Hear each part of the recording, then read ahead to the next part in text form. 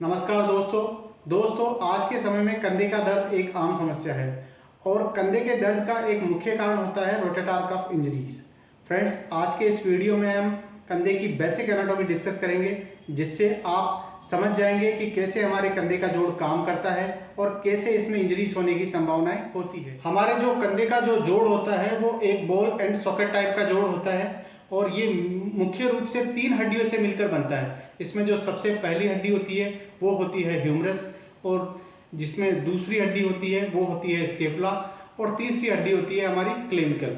Friends, जो scapula, जिसको कि हम अपनी आम भाषा में शोल्डर ब्लेड भी बोलते हैं, उसकी ग्लिनोइड कैविटी और ह्यूमरस बोन का हेड मिलकर हमारे कंधे के जोड़ का निर्माण करते हैं। दोस्तों, हमारे कंधे के जोड़ में 4 मुख्य मांसपेशियां होती है।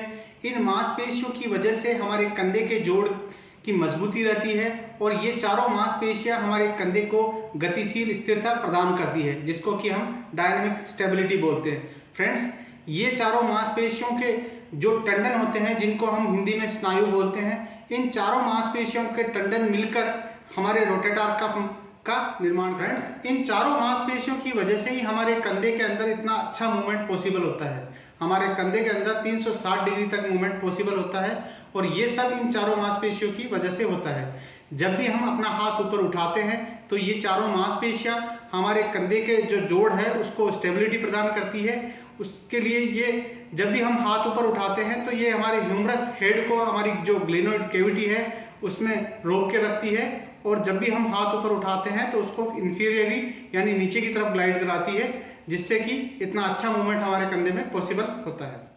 दोस्तों, इन चारों मांसपेशियों के टंडन, जिनको कि हम हिंदी में स्नायु बोलते हैं, उनमें से किसी भी एक या ज्यादा टंडन के अंदर अगर कोई इंजरी हो जाए तो उस इंजरी को हम रोटेटर कफ इंजरी बोलते हैं। इसमें जो सबसे पहली मांसपेशी होती है उसको बोलते हैं सुप्रास्पाइनेटस। फ्रेंड्स, सुप्रास्पाइनेटस मसल्स जो होती है, जैसा कि इसके नाम से प्रतीत होता है, ये हमारे जो स्केपुला है, स्केपुला के ऊपर, स्केपुला की जो स्पाइन होती है उसके ऊपर से स्टार्ट होकर हमारे ह्यूमरस हड्डी के हेड के ऊपर आके अटैच होती है। और फ्रेंड्स, जब भी हम हाथ ऊपर उठाते हैं, ये मांसपेशी हमारे जो ह्यूमरस का जो हेड होता है उसको ग्लिनोइड कैविटी में रोक के रखता है और उसको इंफीरियरली ग्लाइड करवाता है। और फ्रेंड्स, सबसे कॉमनेस्ट इंजरी भी इसी मसल्स की होती है, और इसके अगर स्नायु में अगर इंजरी होती है तो उसको सुप्रास्पाइनेटस टेंडनाइटिस बोलते हैं। फ्रेंड्स, इसमें जो दूसरी मांसपेशी होती है वो होती है इंफ्रास्पाइनेटस। जैसा कि इसके नाम से प्रतीत होता है, ये हमारे जो स्केपुला की जो स्पाइन होती है उसके नीचे से स्टार्ट होती है और हमारे जो ह्यूमरस हड्डी होती है उसके हेड पे जहाँ सुप्रास्पाइनेटस अटैच होती है उससे थोड़ा सा नीचे ये अटैच होती है, और इसका मुख्य फंक्शन होता है हमारे हाथ को ये एक्सटर्नली रोटेट कराती है। फ्रेंड्स, इसमें जो तीसरी मसल्स है वो है टेरेस माइनर। ये मांसपेशी हमारी इंफ्रास्पाइनेटस जो मसल्स है उसके नीचे से स्टार्ट होकर हमारे जो ह्यूमरस हेड होता है उसमें जहाँ इंफ्रास्पाइनेटस अटैच होती है, ठीक उससे थोड़ा सा नीचे ये अटैच होती है, और इसका फंक्शन भी एक्सटर्नल रोटेशन में ये हमारे हेल्प करती है। इसमें जो चौथी मांसपेशी है वो है फ्रेंड्स सबस्केपुलरीज मसल्स। जैसा कि इसके नाम से प्रतीत होती है, ये हमारे जो स्केपुला होता है, शोल्डर जो ब्लेड होती है, उसके नीचे से स्टार्ट होके हमारे कंधे में आगे की तरफ आके हमारे जो ह्यूमरस हेड होता है उस पर आके अटैच होती है, और इसका जो मुख्य फंक्शन होता है वो होता है फ्रेंड्स इंटरनल रोटेशन। फ्रेंड्स, ये तो थी चारों मसल्स। इन चारों मसल्स में से अगर किसी भी मांसपेशी में के टंडन में, जिसको कि हम स्नायु बोलते हैं, अगर उसमें इंजरी होती है तो उसको रोटेटर कफ इंजरी बोलते हैं। और फ्रेंड्स, बात करते हैं कि रोटेटर कफ इंजरी के क्या क्या कारण है। तो जो इनमें सबसे कॉमन कारण है उसमें सबसे पहला कारण है फ्रेंड्स ओवर यूज। किसी भी व्यक्ति को बार बार हाथ ऊपर उठाना पड़ता है तो इसकी वजह से हमारे रोटेटर कफ है उसमें वियर एंड टियर के चांस बढ़ जाते हैं और हमें ये समस्या हो सकती है। कोई भी व्यक्ति जिसको बार बार ओवरहेड एक्टिविटीज़ करनी पड़ती है, चाहे वो स्पोर्ट्स पर्सन हो, कोई टीचर हो, कोई वर्कर हो, जिसे बार बार अपने सर से ऊपर वजन उठाना पड़ता हो, तो ऐसे लोगों में रोटेटर कफ के अंदर वियर एंड टियर होने के चांसेस बढ़ जाते हैं और हमें ये समस्या हो सकती है। अब फ्रेंड्स, इसमें जो दूसरा कारण आता है वो आता है ट्रॉमा।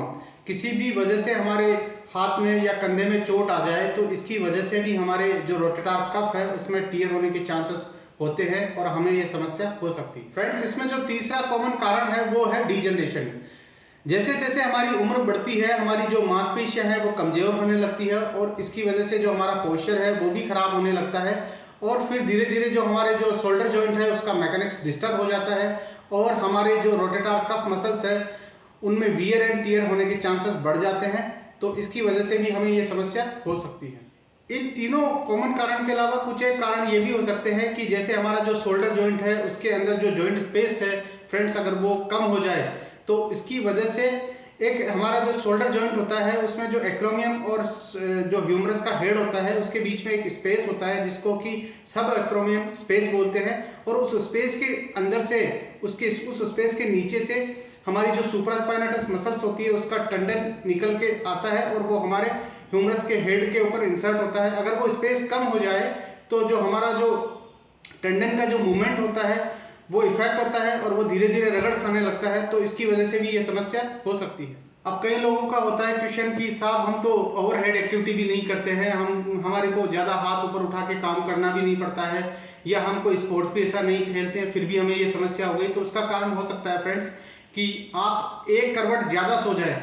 अगर आप एक करवट ज़्यादा सोते हैं तो उसकी वजह से हमारा जो कंधा हमारा नीचे होता है उसका मैकेनिक्स डिस्टर्ब हो सकता है और धीरे धीरे उसमें माइक्रो ट्रॉमा होके ये समस्या को पैदा कर सकता है।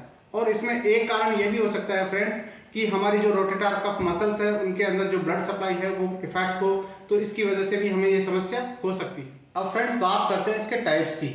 तो अगर हम ट्रीटमेंट व्यू से देखें तो ये दो प्रकार का होता है। इसमें फर्स्ट है पार्शियल टियर। अगर आपको पार्शियल टियर हुआ है तो उसकी रिकवरी के चांसेस बहुत ज़्यादा होते हैं और ये कंजर्वेटिव ट्रीटमेंट से अच्छे से ठीक हो जाता है। और दूसरा जो टाइप है वो है फ्रेंड्स कंप्लीट टियर। अगर आपको कंप्लीट टियर हुआ है तो उस कंडीशन के अंदर आपको सर्जरी एक ऑप्शन है और सर्जरी से ही ये चीज़ ठीक हो सकती है। अब फ्रेंड्स बात करते हैं साइन एंड सिम्टम की। तो ये समस्या मेल में होने के चांसेस ज़्यादा होते हैं कंपेयर टू फीमेल के। और एज ग्रुप की बात करें तो अधिकतर पेशेंट 40+ एज के होते हैं। अब फ्रेंड्स बात करते हैं समस्या के स्टार्ट होने की। तो अधिकतर मरीजों में ये समस्या धीरे धीरे स्टार्ट होती है और कोई स्पेसिफिक एक्टिविटी हम करते हैं तो ये अचानक से ट्रिगर हो जाती है।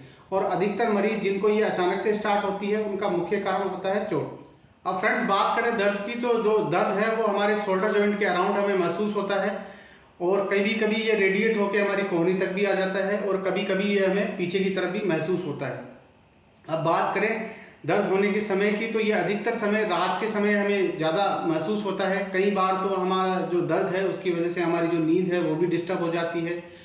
अब बात करें इसके रेंज की, तो जो हमारी पेसिव और एक्टिव रेंज दोनों तरह से रेंज जो हमारे शोल्डर जॉइंट की वो इफेक्ट होती है। और कई बार हम जब मूवमेंट करने की कोशिश करते हैं तो हमें महसूस होता है कि जैसे हमारा जो शोल्डर जॉइंट है वो अटक रहा है और कई बार क्लिक साउंड भी हमें मूवमेंट करने पे सुनाई देता है।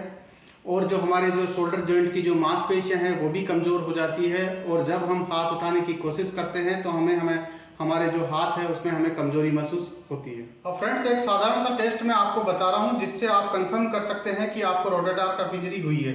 इसको बोलते हैं फ्रेंड्स ड्रॉप आर्म टेस्ट। और इस टेस्ट को करने के लिए हम किसी दूसरे व्यक्ति की मदद से अपने हाथ को 90 डिग्री पे इस तरीके से रख लेंगे।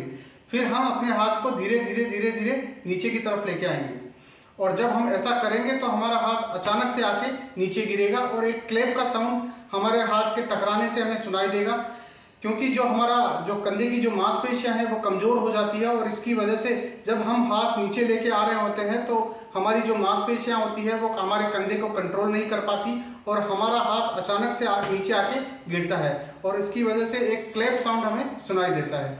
अगर ऐसा करने पे हमें अगर दर्द महसूस होता है तो इसका मतलब है कि हमें पार्शियल टियर हुआ है, और अगर हमें दर्द नहीं होता है तो इसका मतलब है कि हमें एक कंप्लीट टियर हुआ है।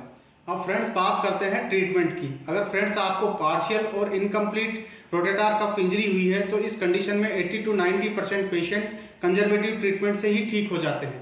और कंजर्वेटिव ट्रीटमेंट में आता है फ्रेंड्स फिजियोथेरेपी है, मेडिकेशन है, एक्सरसाइज है, रेस्ट है। तो इन सारे तरीकों से ही आप ठीक हो जाते हैं। और अगर आपको कंप्लीट रोटेटर कफ टियर हुआ है तो इसके लिए आपको सर्जरी ही करवानी पड़ेगी और सर्जरी से ही ये कम्प्लीटली ठीक हो सकता है।